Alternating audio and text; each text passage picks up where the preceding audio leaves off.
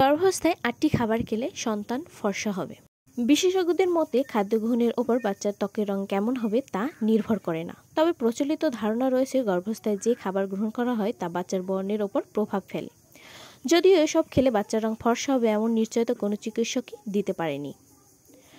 তবে আপনি যদি প্রচলিত কথা বিশ্বাস করেন তাহলে গর্ভাবস্থায় এই খাবারগুলো খেয়ে দেখতে পারেন। ১. নারকেল।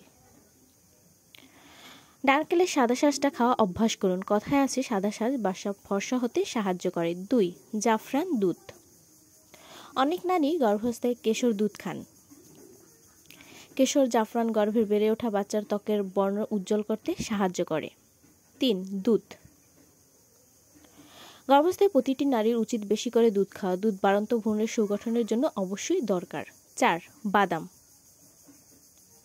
আপনি যদি ফর্সা সন্তান চান তাহলে গর্ভাবস্থায় শুকনো বা ভেজানো আলমন্ড বাদাম খান। অনেকেই বিশ্বাস করেন বাদাম মিশ্রিত দুধ গায়ের রং ফর্সা করতে সাহায্য করে। ৫. ডিম। বাচ্চার রং ফর্সার জন্য ৪র্থ থেকে ৬ষ্ঠ মাসের মধ্যে ডিমের সাদা অংশ খাওয়া উচিত। ৬. ঘি। প্রচলিত চিন্তাধারা অনুযায়ী ঘি ভ্রূণের বর্ণ উজ্জ্বল করতে সহায়ক। গবেষণায় দেখা গেছে যেসব নারীরা খাবারের মধ্যে ঘিয়ের মাত্রা বেশি থাকে তাদের প্রসব যন্ত্রণা কম হয়। ৭. মৌরি।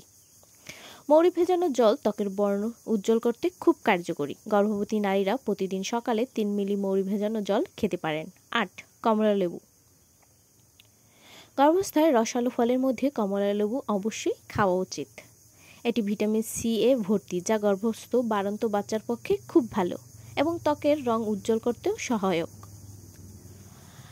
আপনিও কি এইসব প্রচলিত ধারণা বিশ্বাস করেন? তাহলে কমেন্টে অবশ্যই হ্যাঁ বা না জানাবেন।